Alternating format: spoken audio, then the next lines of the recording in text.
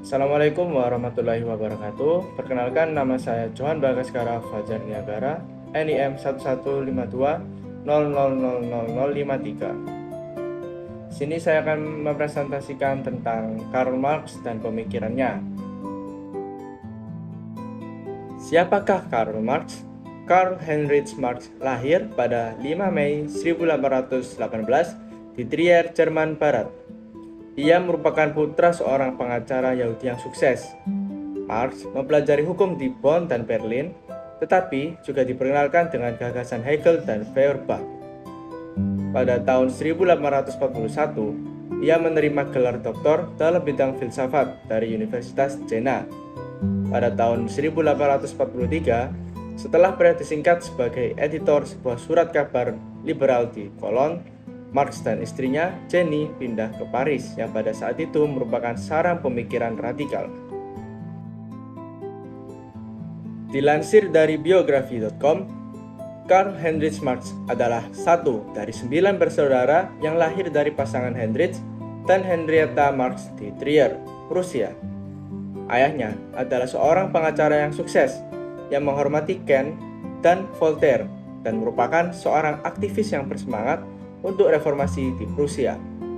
Meskipun kedua orang tuanya adalah orang Yahudi dengan keturunan Karabian, ayah Karl menjadi Kristen pada tahun 1816 pada usia 35 tahun. Hal ini kemungkinan besar merupakan konsesi profesional sebagai tanggapan atas Undang-Undang tahun 1815 yang melarang orang Yahudi dari masyarakat kelas atas. Karl Marx dibaptis sebagai Lutheran, bukan Katolik, yang merupakan agama utama di Trier. Ketika berusia 6 tahun, Karl dibaptis bersama dengan anak-anak lainnya, tetapi ibunya menunggu sampai tahun 1825 setelah ayahnya meninggal. Marx adalah murid biasa. Ia dididik di rumah sampai berusia 12 tahun dan menghabiskan 5 tahun dari tahun 1830 hingga 1835. Sekolah menengah Yesuit di Trier, yang pada waktu itu dikenal sebagai Gymnasium Friedrich Wilhelm. Kepala sekolah, yang adalah teman ayahnya, merupakan seorang liberal dan seorang Kantian dan dihormati oleh orang-orang di Rhineland, tetapi dicurigai oleh pihak berwenang. Sekolah itu akhirnya diawasi dan digerebek pada tahun 1832. Pemikiran Karl Marx. Teori kelas atau kerap disebut juga sebagai Marxisme pertama kali dicetuskan oleh Karl Marx pada sekitar abad ke-19, tepatnya sebelum Perang Dingin antara Blok Barat dan Blok Timur, usai di awal tahun 1980-an. Hampir setengah dari negara yang ada di dunia telah mendapat pengaruh dari ajaran Karl Marx. Teori ini hadir sebagai kritik Karl Marx terhadap kaum liberal yang memandang sistem perekonomian akan memberikan keuntungan bagi semua pihak yang terlibat lebih dari yang ditanamkan. Menurut Karl Marx, ekonomi liberal hanyalah menjadi tempat eksploitasi manusia dan perbedaan kelas.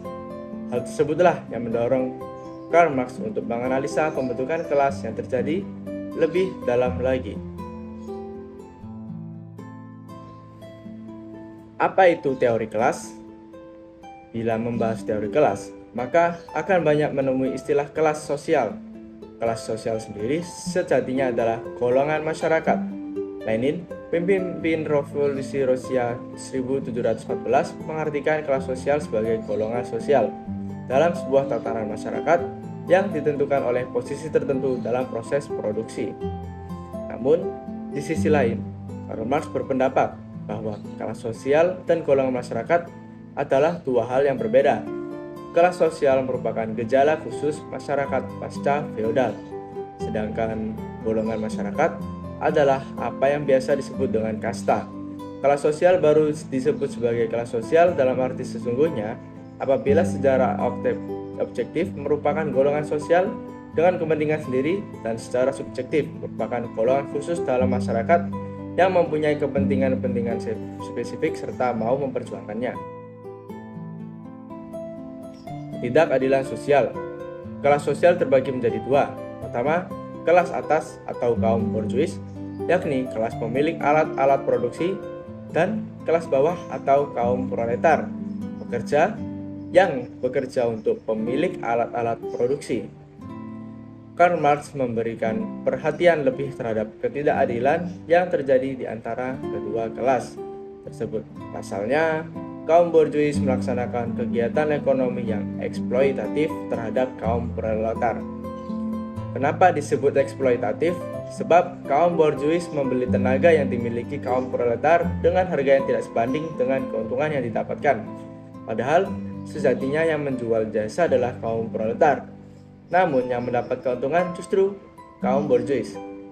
Teori kelas dari Karl Marx berdasar pemikiran bahwa segala bentuk masyarakat dari dahulu hingga sekarang adalah pertikaian antara golongan.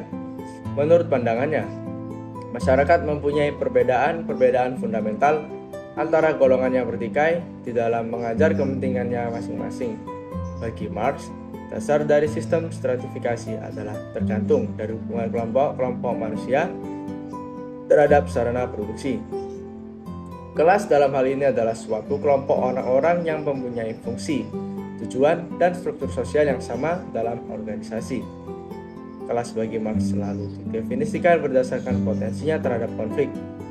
Individu-individu membentuk kelas sepanjang mereka berada di dalam suatu konflik, biasa dengan individu-individu yang lain tentang nilai surplus. Di dalam kapitalisme, terdapat konflik kepentingan yang intern antara orang yang memberi upah, para buruh, dan para buruh yang kerja pada mereka diupah kembali menjadi nilai surplus. Konflik intern inilah yang membentuk kelas-kelas. Ada dua kelas menjadi perhatian Marx adalah proletariat dan borjuis. Proletariat adalah pekerja yang menjual jasa mereka, tidak memiliki alat-alat produksi sendiri, sedangkan kelas borjuis merupakan nama khusus untuk para kapitalis dan dalam ekonomi modern.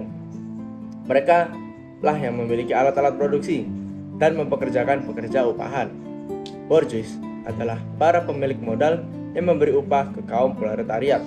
Dalam teorinya, Marx menemukan inti masyarakat kapitalis di dalam sebuah komoditas. Suatu masyarakat didominasi oleh objek-objek yang nilai utamanya adalah pertukaran yang memproduksi kategori-kategori masyarakat tertentu. Munculnya Marxisme.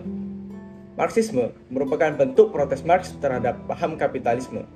Ia menganggap bahwa kaum kapitalisme mengumpulkan uang dengan mengorbankan kaum proletar.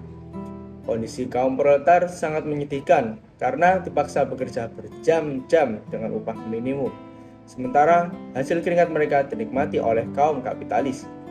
Banyak kaum proletar yang harus hidup di daerah pinggiran dan umum. Marx berpendapat bahwa masalah ini timbul karena adanya kepemilikan pribadi dan penguasaan kekayaan yang didominasi orang-orang kaya. Untuk mensejahterakan kaum proletar, Marx berpendapat bahwa paham kapitalis diganti dengan paham komunis. Bila kondisi ini terus dibiarkan, menurut Marx, kaum proletar akan memberontak dan menuntut keadilan. Itulah dasar dari sebuah Marxisme. Marxisme sendiri adalah teori yang dirancang untuk mempromosikan masyarakat yang baik. Teori ini memiliki fungsi respon terhadap modernitas dan teori ini merupakan teori modernitas, yakni bagian dari keyakinan modern bahwa masyarakat dapat ditransformasi menjadi lebih baik. Kemajuan yang dapat dicapai dalam organisasi sosial melalui penerapan pengetahuan manusia. Marxisme bersandar pada keyakinan bahwa potensi pencapaian dan kebebasan individu terikat pada potensi bagi kemajuan dalam organisasi sosial yang berarti juga struktur masyarakat. Masalah Marxisme. Pelembagaan pemikiran Marx menjadi ideologi tersebut pada akhirnya menimbulkan kesalahan masyarakat atas dirinya, bahkan tidak jarang mereduksi makna sebenarnya dari apa yang dilontarkan oleh Marx. Pemikiran Marx kemudian memunculkan pengikut yang dogmatis dan fanatik, serta melahirkan bentuk penolakan yang menaifkan atas pemikiran Marx. Padahal Marx sendiri selalu menginginkan kebebasan berpikir. Sebab itu, dalam karya-karyanya Marx mengutuk dogmatisme.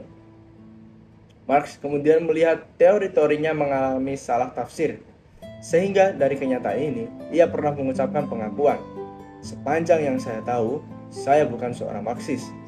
ketika ajaran Marx dibakukan menjadi Marxisme oleh Friedrich Engels dan Karl Kautsky.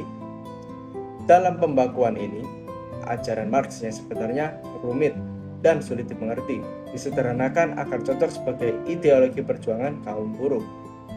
George Lucas menegaskan bahwa adukan Engels dan Kautsky itu menyimpang dari apa yang sebenarnya dimaksudkan oleh Marx lebih jauh lagi. Maka banyak kalangan yang menganggap Marxis adalah komunisme dengan sistem sosialisnya. Memang hal ini tidak sepenuhnya salah, tapi juga tidak sepenuhnya benar. Hal ini mencapai puncak ketika Partai Komunis Rusia di bawah Lenin melakukan revolusi pada Oktober 1917 dan mengkonstatir Marxisme-Leninisme sebagai ideologi resmi ajaran komunis. Kesimpulan yang dapat diambil adalah bahwa kontribusi Karl Marx dalam dunia politik yaitu memperkenalkan aktor baru yakni kelas sosial. Karl Marx juga berperan penting dalam memberi teori kelas sosial dan Marxisme. Karl Marx gagasan-gagasannya mengenai ketimpangan, ketidakadilan, dan ketergantungan antara suatu kelompok dengan kelompok yang lain, di mana kemudian teori ini dijadikan sebagai dasar teori-teori lainnya seperti teori ketergantungan. Sekian presentasi dari saya. Terima kasih. Wassalamualaikum warahmatullahi wabarakatuh.